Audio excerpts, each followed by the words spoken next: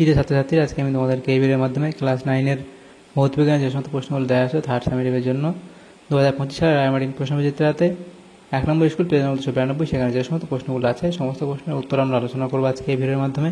তোমরা ভিডিওটা শুরু থেকে শেষ অবধি অবশ্যই দেখবে এবং চ্যানেলে যদি নতুন হয়ে থাকে অবশ্যই চ্যানেলটাকে সাবস্ক্রাইব করে রাখবে পরবর্তী স্কুলগুলো প্রশ্ন উত্তর পাওয়ার জন্য। তো শুরু করা যাক আজকে 1 নম্বর স্কুলের যে প্রশ্নগুলো আছে। দেখো, তো এই প্রশ্ন উত্তরের পিডিএফ তোমরা পরবর্তীতে আমাদের টেলিগ্রাম চ্যানেল থেকে এবং আমাদের হোয়াটসঅ্যাপ চ্যানেল থেকে পেয়ে যাবে। ডেসক্রিপশনে আমাদের টেলিগ্রাম চ্যানেল এবং হোয়াটসঅ্যাপ চ্যানেলের লিঙ্ক দেওয়া আছে, সেখান থেকে তোমরা যুক্ত হয়ে যেতে পারো। তো একের দাগের যে স্কুলটা তার এখানে 1 নম্বর স্কুল গ্রুপ এর মধ্যে যে প্রশ্নগুলো আছে 13টা প্রশ্ন আছে 1 নম্বর করে, এখানে 13 নম্বর দেওয়া হয়েছে এমসিকিউ টাইপ প্রশ্ন। একের দাগের প্রশ্নে কী বলা আছে দেখো, সঠিক উত্তরটি নির্বাচন করে লেখো। একের দাগের 1, বক্ররৈখিক পথে সমদ্রুতিতে গতিশীল কণা স্মরণ ও অতিক্রান্ত দূরত্বের অনুপাত কী হবে? এটা হবে 1 এর চেয়ে ছোট হবে। এরপরে 1 টর কত উচ্চতার পারদস্তম্ভে চাপের সমান? সেটা হবে 1 মিলিমিটার, অপশান ডি। এরপরে আছে জুল ও আর্গের মধ্যে সম্পর্কটি হলো, জুল ও আর্গের মধ্যে সম্পর্কটি কি? 1 জুল সমান সমান 10⁷ আর্গ। এরপরে আছে বাতাসে আপেক্ষিক আর্দ্রতার পরিমাণ কত হলে জামা কাপড় শুকানোর সম্ভাবনা থাকে না? তাহলে সেটা হবে 100%, অর্থাৎ অপশান ডি। এরপরে আছে শব্দ তরঙ্গ সংগ্রহ এবং কেন্দ্রীভূত করে, শব্দ তরঙ্গ সংগ্রহ এবং কেন্দ্রীভূত করে কর্ণছত্র, অর্থাৎ অপশান এ। এরপরে প্রশ্ন দেখো দেওয়া হয়েছে যে একটি জলপূর্ণ পাত্রে একটি লোহার টুকরো নিমজ্জিত করলে 100 সেন্টিমিটার কিউব জল পাত্র থেকে অপসারিত হয়। লোহার ঘনত্ব 7.8 gram into centimetre cube, centimetre to the power minus cube অথবা হলে লোহার খণ্ডটির ভর কত? অর্থাৎ 7.8 গ্রাম পার সেন্টিমিটার কিউব হলে লোহার খণ্ডটির ভর কত? তো এখানে তোমাদের যেটা ভর বার করতে হবে, উত্তর তোমাদের হবে কত? এটা হচ্ছে 0.78 কেজি। তাহলে এখানে কি করে হবে আমাদের, কি হবে অঙ্কটা কীভাবে করবে, যে আর্কিমিডিসের নীতি অনুসারে অপসারিত জলের আয়তন লোহার খণ্ডটির আয়তনের সমান হবে। অর্থাৎ এখানে আমাদের যে 100 সেন্টিমিটার কিউব বলা হয়, তাহলে লোহারটাও তত হবে। তাহলে দেখো ভর সমান সমান আমরা কী জানি, ঘনত্ব ইন্টু আয়তন। তাহলে ঘনত্ব এখানে কত বলা আছে? 7.8 গ্রাম পার সেন্টিমিটার কিউব ইন্টু আমাদের 100 দিয়ে গুণ করতে হবে, করলে কত হবে? 780 গ্রাম হবে। তাহলে 780 গ্রাম সমান সমান কত কিলোগ্রাম? সেটা হচ্ছে কত? 0.78 কিলোগ্রাম। এরপরে যে প্রশ্নগুলো, পদার্থ কোন ধাতুটি লঘু HCl এর সঙ্গে বিক্রিয়া করে H2 গ্যাস উৎপন্ন করে না? তাহলে সেটা এখানে হবে অপশান ডি, অর্থাৎ পিবি। এরপরে প্রশ্ন, H3PO3 কতগুলি অ্যাসিড লবণ গঠন করে? H3PO3 কতগুলি অ্যাসিড লবণ গঠন করে? তাহলে এখানে তোমাদের কি হবে? এখানে 2টি, অপশান এ। এরপরে আছে কোনটির ক্ষেত্রে টিন্ডাল এফেক্ট দেখা যায়? কোনটির ক্ষেত্রে টিন্ডাল এফেক্ট দেখা যায়? সেটা হবে স্টার্চ দ্রবণ। এসটিপিতে হাফ মোল SO2 গ্যাসের আয়তন কত? তাহলে হাফ মোল SO2 গ্যাসের আয়তন কত হবে? 22.4 লিটার। আচ্ছা, এখানে 22.4 হবে না, এটা 11.2 লিটার হবে। তাহলে এটা ভুল হয়েছে, এটা আমি প্রথমে ভুল বলেছি। তাহলে আমাদের উত্তর হবে কত? 11.2 লিটার। এরপরে যেটা আছে, একটি পরমাণু এম এর ভর সংখ্যা 27 এবং নিউট্রনের সংখ্যা 14 হলে M3+ এ ইলেকট্রনের সংখ্যা কত? তাহলে এটা কি হবে? 11 দাগেরটা, সেটা হবে কত? 10, অপশান বি। এরপরে আছে কি, যেটা বলা হয়েছে যে সাধারণ লবণ ও জলের মিশ্রণকে সম্পূর্ণরূপে পৃথক করা যায়, সেটা হচ্ছে বাষ্পায়ন, পাতন, আংশিক পাতন নাকি ঊর্ধ্বপাতনের দ্বারা? তাহলে সেটা এখানে তোমাদের হবে পাতন। এরপরে প্রশ্ন, নকনি সিনড্রোম রোগ হয়, সেটা হবে আর্সেনিক দূষণের ফলে। আচ্ছা, আর্সেনিক না, এটা ফ্লুরাইড হবে। এটা হবে অপশান এ, অর্থাৎ ফ্লুরাইড দূষণের ফলে। তাহলে এখানে যে এমসিকিউ টাইপ প্রশ্নগুলো ছিল সেগুলো হলো। এরপরের যে প্রশ্নগুলো আছে, তো দেখো এখানে আমরা যে এমসিকিউ টাইপ প্রশ্নগুলো করেছি তার এখানে ডিটেলস দেওয়া আছে, তাহলে তোমরা দেখতে পারো। এখানে ডিটেলসগুলো করে দেওয়া হয়েছে প্রত্যেকটা প্রশ্নের, এমসিকিউ টাইপ প্রশ্নের। দ্বিতীয় দেখো এখানে গ্রুপ বিতে যে প্রশ্নগুলো আছে, দেখো 23টা প্রশ্ন 1 নম্বর করে, এখানে 23 নম্বর দেওয়া হচ্ছে, সেগুলো আমরা নেক্সট পেজে আলোচনা করব। দেখো প্রথম যে প্রশ্নটা ছিল কি, বার্ন কি, সেটা লিখবে এই অবধি। অণু পরমাণুর ভর মাপার জন্য ব্যবহৃত এককের সম্পূর্ণ নাম কি? তাহলে সেটা লিখবে কি পারমাণবিক ভর একক বা অ্যাটমিক মাস ইউনিট, সংক্ষেপে এএমইউ বলা হয়। অথবা যে প্রশ্ন ছিল সেটা ml⁻⁻1 t⁻², t⁻², কোন ভৌত রাশির মাত্রিক সংকেত? সেটা হচ্ছে পীড়ন বা চাপের মাত্রিক সংকেত। কোনো বস্তুর বেগ সময় রেখাচিত্রটি সময় অক্ষের সঙ্গে লম্ব হতে পারে কি? তিল্লায় কি লিখবে? হ্যাঁ, এটা সময় অক্ষের সঙ্গে লম্ব হতে পারে না, কারণ এর অর্থ হবে যে বস্তুর বেগ একটি নির্দিষ্ট সময় অসীম। তাহলে অথবা এই প্রশ্ন ছিল, তাহলে রেখে হবে, এটা হবে না। এরপরে আছে কি সমবন্ধনে গতিশীল কণার বেগ সময় রেখাচিত্র অঙ্কন করো। তাহলে সেটা হচ্ছে এভাবে তোমরা আঁকবে। এটা লিখলেও হয়, না লিখলেও এখানে হয়, তোমরা এটা আঁকবে। এটা না লিখলেও চলে, এটা লেখার দরকার নেই, শুধু এঁকে দেবে এটা। এরপরে বল সমান সমান ভর ইন্টু এক্স এবং সিজিএস পদ্ধতিতে এক্স এর একক লেখো।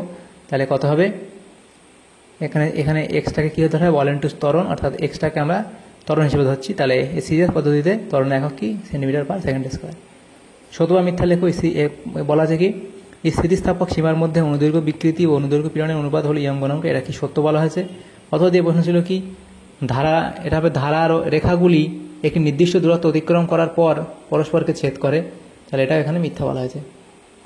এরপরে একটি পাম্পের ক্ষমতা 1.2 কিলোওয়াট বলতে কি বোঝায়? তাহলে তোমরা কি লিখবে? এখান থেকে এফডি লিখবে যে একটি পাম্পের ক্ষমতা 1.2 কিলোওয়াট বলতে বোঝায় যে পাম্পটি প্রতি সেকেন্ডে 1200 জুল কাজ করতে পারে। হ্যাঁ, অর্থাৎ দিয়ে প্রশ্ন আছে কি দেখো, একটি দম দেওয়া খেলনায় কোন শক্তিতে রূপান্তরিত হয়? তাহলে লিখবে কি স্থিতিশক্তি গতিশক্তিতে রূপান্তরিত হয়। সত্য বা মিথ্যা লেখো। এক ব্যক্তি 10 মিনিট 3600 জুল কাজ করে থাকলে ব্যক্তির ক্ষমতা হবে 5 ওয়াট, এটা বলা আছে। তাহলে এটা আমাদের ক্যালকুলেট করে দেখতে হবে। তাহলে এটা কি মিথ্যা বলা হয়েছে? কারণ কি সময় 10 মিনিট, 10 মিনিটকে সেকেন্ড নিয়ে 600 সেকেন্ড, এবং ক্ষমতা সমান কাজ বাই সময়, তাহলে কাজ 3600 জুল এবং সময় কত? 600 সেকেন্ড, তাহলে কত আসছে? 6 ওয়াট। কিন্তু এখানে কত বলেছে? 5 ওয়াট, তাহলে এটা ভুল, সেজন্য এটা মিথ্যা হবে। এরপরে আছে দেখো 8 দাগের প্রশ্ন। 8 দাগের প্রশ্নতে কী বলা হয়েছে? 7 কমপ্লিট। 8 দাগে হলো বায়ুর আপেক্ষিক আর্দ্রতা নির্ণায়ক যন্ত্রটির নাম কি? তাহলে লিখবে কি হাইগ্রোমিটার, এটা হবে হাইগ্রোমিটার। এটা শুধু হাইগ্রোমিটার লিখলেই হবে। শূন্যস্থান পূরণ করো। দুটি বস্তু তাপীয় সাম্যে থাকে যদি তাদের ড্যাশ সমান হয়, উষ্ণতা সমান হয়, বা তাপমাত্রা লিখতে পারো তোমরা। উষ্ণতা লিখবে তাপমাত্রা, তাদের তাপমাত্রা সমান হয়। এরপরে একটি প্রাণীর নাম লেখো যে শ্রবণোত্তর শব্দ সৃষ্টি করে থাকে, তাহলে বাদুড় লিখবে। বাদুড় লিখলেই হবে, একটা তো চেয়েছে। শূন্যস্থানে শব্দের বেগ কত? শূন্যস্থানে শব্দের বেগ কত? 0। তেজস্ক্রিয় রশ্মিতে, এটা লিখলে এই অবধি লিখলেই হবে। তেজস্ক্রিয় রশ্মিতে আধানবিহীন রশ্মিটির নাম কি? গামা রশ্মি। আইসোটোপহীন একটি মৌলের উদাহরণ দাও। এখানে সোডিয়াম বা ফ্লোরিন লিখতে পারো, দুটো দেওয়া আছে, একটা লিখলে হবে। শূন্যস্থান পূরণ করো। তো 2.5 গ্রাম অণু SO2 সমান ড্যাশ SO2 হবে, কত হবে? তাহলে আমাদের এখানে হচ্ছে আমাদের সঠিক উত্তর হবে কি SO2 এর যে আণবিক ভর সেটা কত? এস এর হচ্ছে 32 বলা আছে, এবং অক্সিজেনের 16, দুটো আছে ইন্টু 2, তাহলে 64 গ্রাম পার মোল। এবং দেখো ভর সমান গ্রাম অনুসংখ্যা ইন্টু আণবিক ভর, তাহলে সেটা গুণ করলে 160 গ্রাম হবে, তাহলে আমাদের কত হবে? 160 গ্রাম SO2। এরপরে আছে কি 52 AMU HEA পরমাণু সংখ্যা নির্ণয় করো, সেটা হবে কত? 13টি হবে। একটি তরল এরোসলের উদাহরণ দাও, সেটা হবে কুয়াশা বা মেঘ। এরপরে আছে প্রশ্ন একটি শোধক ক্লাসের উদাহরণ দাও, তাহলে একটি শোধক ক্লাসের উদাহরণ তোমরা দেবে। অথবা যে প্রশ্ন বিস্তৃত দশা তরল এবং বিস্তার মাধ্যম গ্যাসীয় এমন একটি কোলয়েডীয় দ্রবণের উদাহরণ দাও, সেটা কুয়াশা এবং মেঘ। আচ্ছা, এখানে কি একমাত্র প্রশ্ন ছিল? আচ্ছা হ্যাঁ, ওটা অন্য প্রশ্ন ছিল, এটা আলাদা প্রশ্ন, তো এটা উত্তর লিখবে কুয়াশা বা মেঘ লিখলে হবে। পরে প্রশ্ন জল ও বেনজিনের মিশ্রণকে কোন পদ্ধতিতে পৃথক করবে? তাহলে লিখবে কি এটা পৃথকীকরণ ফানেলের মাধ্যমে, আমরা এটা পৃথকীকরণ ফানেল পদ্ধতির মাধ্যমে এটা আমরা আলাদা করতে পারবো জল এবং বেনজিনের মিশ্রণকে। ক্রুড অয়েল কি? তাহলে ক্রুড অয়েল হলো অপরিশোধিত পেট্রোলিয়াম যা বিভিন্ন হাইড্রোকার্বন ও অন্যান্য যৌগ দিয়ে গঠিত। এরপরে তরলের উপস্থিতি চাপ বাড়ালে স্ফুটনাঙ্কে কিরূপ পরিবর্তন হবে? তাহলে তরলের উপস্থিতি চাপ বাড়ালে স্ফুটনাঙ্ক বৃদ্ধি পায়। এরপরে প্রশ্ন দেখো বামস্তমের সঙ্গে ডানাস্তমের মধ্যে মেলাতে দেওয়া হয়েছে। এখানে বাম দিক কি আছে? Black foot disease. তাহলে ব্ল্যাক ফুট ডিজিজ আমাদের কোনটার সাথে মিলবে? দেখো ব্ল্যাক ফুট ডিজিজটা হবে আমাদের এখানে মিলবে হচ্ছে যে এখানে আর্সেনিক এর সাথে মিলবে। এরপরে জলের ক্লোরিনেশনে ব্যবহৃত হয়, সেটা হচ্ছে কি CaOCl, এবং আলমিক অক্সাইড সেটা এখানে হবে P2O5। আর কঠিন অবস্থায় পাওয়া যায় এমন একটি অ্যাসিড, সেটা হবে COOH2। এরপরে প্রশ্ন ছিল কি এই যে প্রশ্নগুলো আছে দেখো, আচ্ছা এখানে এটা দুবার চলে এসছে, দরকার নেই, আগে আমরা প্রত্যেকটা প্রশ্ন আলোচনা তো করেই দিলাম এই অবধি, আগে ছিল এটা এখানে চলে এসেছে আরেকবার, দরকার নেই। তাহলে দেখো আমার এখানে এই প্রশ্ন অবধি আমরা করে দিয়েছিলাম, তারপর এটা করলাম। তো দেখো এখানে সেটাই চলে এসছে। এরপরে দেখো গ্রুপ সিতে যে প্রশ্নগুলো আছে 3-এর দাগে, সেগুলো আমরা আলোচনা করবো নেক্সট পেজে। তো প্রথম যে প্রশ্ন সেটা হচ্ছে কি, বলের মাত্রীয় সংকেত ও মাত্রীয় সমীকরণ লেখো, সেটা লিখবে, এবং ভরবেগের ধারণা ব্যতি রেখে নিউটনের দ্বিতীয় গতিসূত্র লেখো। আচ্ছা, এই ভরবেগের যে মাত্রীয় সমীকরণটা এটা অবশ্যই তোমরা একবার চেক করে নিও তোমাদের ক্লাস ইয়ার থেকে। 2-এর দাগে যে প্রশ্ন আছে কি, ভরবেগের ধারণা ব্যতি রেখে নিউটনের দ্বিতীয় গতিসূত্রটি লেখো। তাহলে ভরবেগের ধারণা ব্যতি রেখে নিউটনের দ্বিতীয় গতিসূত্র কি লিখবে, কোনো বস্তুর ভর যদি অপরিবর্তিত থাকে তবে বস্তুটির উপর প্রযুক্ত বাহ্যিক কার্যকর বল হলো বস্তুটির ভর ও ত্বরণের গুণফল। বল যেদিকে প্রযুক্ত হয় ত্বরণ সেদিকে ঘটে। অর্থাৎ এই প্রশ্ন ছিল যে বস্তুর উপর প্রযুক্ত বলের ঘাত বস্তুর ভরবেগের পরিবর্তনের সমান, সেটা এটা করবে। বলের দ্বারা কার্য কাকে বলে উদাহরণ দাও, সেটা দেবে। তাহলে এটাকে লিখবে এবং উদাহরণস্বরূপ এটা লিখে দেবে। এরপরে আছে কি, যে ইকোলোকেশন কি সেটা তোমরা লিখবে, এবং সোনারের পুরো নাম কি, তাহলে সোনারের পুরো নাম এখানে লিখবে সাউন্ড নেভিগেশন অ্যান্ড রেঞ্জিং। অর্থাৎ এই প্রশ্ন কী ছিল, শব্দের গুণ বা জাতি কাকে বলে সেটা লিখবে অবধি, এবং ককলিয়ায় শব্দ গ্রাহক যন্ত্রটির নাম কি সেটা লিখবে, অর্গান অফ করোটি। এরপরে প্রশ্ন দেখো যেটা আছে, ক্যাথোড রশ্মির অনুপাত সর্বদা একই হয় কেন, সেটা তোমরা লিখবে অবধি। এরপরে কার্বনের কত গ্রাম ভরে 20 গ্রাম সালফারের মতো পরমাণু সংখ্যা থাকবে, সেটা করবে। এরপরে কঠিন দ্রাবের উপস্থিতিতে কি অতিরিক্ত দ্রবণ পাওয়া যায় ব্যাখ্যা করো। তাহলে এরা লিখবে যে পাওয়া যায় না, কারণ কি ব্যাখ্যা করবে। অথবা প্রশ্ন দেখো বীজ ক্লাস কি সেটা লিখবে অবধি, এবং উদাহরণ তোমরা দেবে। এরপরে যে প্রশ্নগুলো আছে দেখো, সেটা হচ্ছে উত্তপ্ত গাঢ় HNO3 এর সঙ্গে Mg ধাতুর বিক্রিয়ায় কী ঘটে সমীকরণ সহ লেখো। তাহলে সেটা লিখবে অবধি, এবং আংশিক পাতন কাকে বলে উদাহরণ দাও, লিখবে কোনো মিশ্রণ উপস্থিত পরস্পর দ্রবণীয় 2 বা ততোধিক তরল পদার্থের স্ফুটনাঙ্কের পার্থক্য 20 ডিগ্রি সেন্টিগ্রেডের কম হলে আংশিক পাতন স্তম্ভ ব্যবহার করে বারবার বাষ্পায়ন ও ঘনীভবনের মাধ্যমে মিশ্রণের উপাদানগুলিকে পৃথক করার পদ্ধতিকে আংশিক পাতন বলে। এরপরে উদাহরণ তোমরা দিতে বলা আছে, উদাহরণ তোমরা লিখবে। এরপরে আছে কি, ক্ষার জলকে ক্যাটায়ন বিনিময়কারী রেজিনের মধ্য দিয়ে চালনা করার পর জলের ওই নমুনাটি লিটমাস কাগজের বর্ণের কিরূপ পরিবর্তন ঘটাবে কেন, সেটা তোমরা এফডি লিখবে। এরপরে আছে কি, পানীয় জলে আর্সেনিকের নিরাপদ সীমা কত, এবং এর যেটা বলা আছে কি, যে এটা এফডি লিখবে। BOD এর সম্পূর্ণ নাম কি সেটা লিখবে, এবং পরে আছে কি, আয়তন এবং উষ্ণতা লেখচিত্র উল্লেখ করে জলের ব্যতিক্রান্ত প্রসারণের প্রভাব আলোচনা করো। তাহলে এটা তোমরা গ্রাফ আঁকবে লেখচিত্র, এবং সেটা এটা লিখবে। এরপরে আছে কি, 1 মিটার বাহু বিশিষ্ট ঘনকাকৃতি দুটি বস্তুর প্রতিটি ভর 500 কেজি, ভূপৃষ্ঠ থেকে দুটি বস্তুকে 9.5 মিটার উপরে একটি অবস্থানে উপরের একটি অবস্থানে একটির ওপর আরেকটি তুলতে মোট কৃতকার্যের পরিমাণ কত, তো সেটা তোমরা এখানে অঙ্কটা করবে। এরপরে আছে কি, সান্দ্র তলের মধ্য দিয়ে পতনশীল বস্তুর প্রান্তীয় বেগ অর্জন করার কারণ কি, তামার ইয়ং গুণাঙ্ক এত বলতে কি বোঝায়। তারপর গ্রুপ ডিতে যে প্রশ্নগুলো আছে দেখো, এখানে সমস্ত প্রশ্ন উত্তর আমরা আলোচনা করবো নেক্সট পেজে। তো প্রথম যে প্রশ্ন ছিল কি, নিউটনের তৃতীয় গতিসূত্র থেকে রৈখিক ভরবেগের সংরক্ষণ সূত্রটি প্রতিষ্ঠা করো, সেটা এখানে করে দেওয়া হচ্ছে, এই অবধি তোমরা করবে। তারপরে যেটা আছে দেখো, সেটা হচ্ছে এখানে যে অথবা দিয়ে প্রশ্ন, প্রদত্ত চিত্রে একটি কণার বেগ সময় লেখচিত্র দেখানো হয়েছে, কণার গড় গতিবেগ নির্ণয় করো।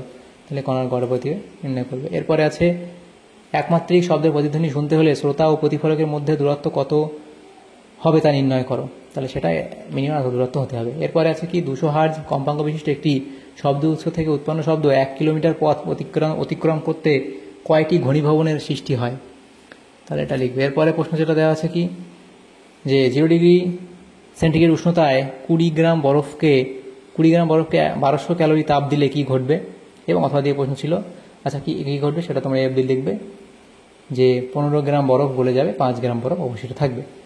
এবং দেখো এখানে পরের অথবা দিয়ে প্রশ্ন ছিল, 42 কেজি ভরের একটি বল 1000 সেন্টিমিটার উচ্চতা থেকে ফেলা হলো, বলটি মাটি স্পর্শ করলে তো কত তাপ উৎপন্ন হবে, তো সেটা এখানে করা আছে। দেখো এখানে 980 ক্যালোরি তাপ উৎপন্ন হবে। এরপরে যে প্রশ্নটা আছে দেখো, সেটা হচ্ছে কি, 4 দাগের প্রশ্ন, একটি পাত্রে জল আছে এবং জলের ওপর একটি কাঠের টুকরো ভাসছে, টুকরোটির 1/8 অংশ জলের বাইরে আছে। এখন পাত্রে তেল ঢালা হলো এবং কাঠের টুকরোর ওপরের তল তেলের ওপরের স্তরের সমতলে এলে তেল ঢালা বন্ধ হলো, কাঠের টুকরোর কত অংশ তেলের মধ্যে আছে নির্ণয় করো। তাহলে সেটা এখানে দেখো প্রত্যেকটা আমাদের কী কী পদার্থ দেওয়া আছে সেটা লিখবে, কাঠের এত অংশ আছে এবং এত তেলের যার বাইরে আছে, জলের ঘনত্ব, তেলের ঘনত্ব, এবং এভাবে প্রত্যেকটা করার পরে এই অবধি তোমাদের উত্তর হবে। এরপরে আছে কি, 21 গ্রাম নাইট্রিক অক্সাইডের 21 জন নাইট্রিক অক্সাইডের NO3 মাইনাস মূলকের সংখ্যা নির্ণয় করো।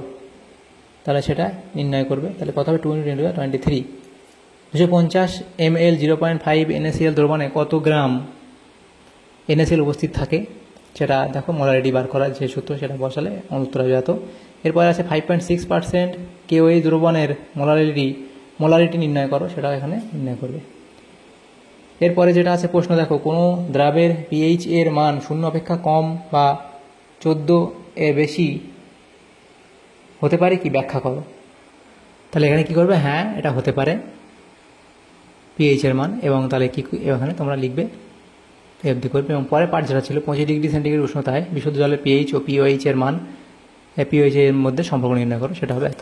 এরপরে আছে কি, যে পরমাণুর বিভিন্ন কক্ষে ইলেকট্রন বিন্যাস সংক্রান্ত বুরি স্কিম উদাহরণসহ ব্যাখ্যা করো। তাহলে সেটা এখানে ব্যাখ্যা করবে, উদাহরণ দেবে।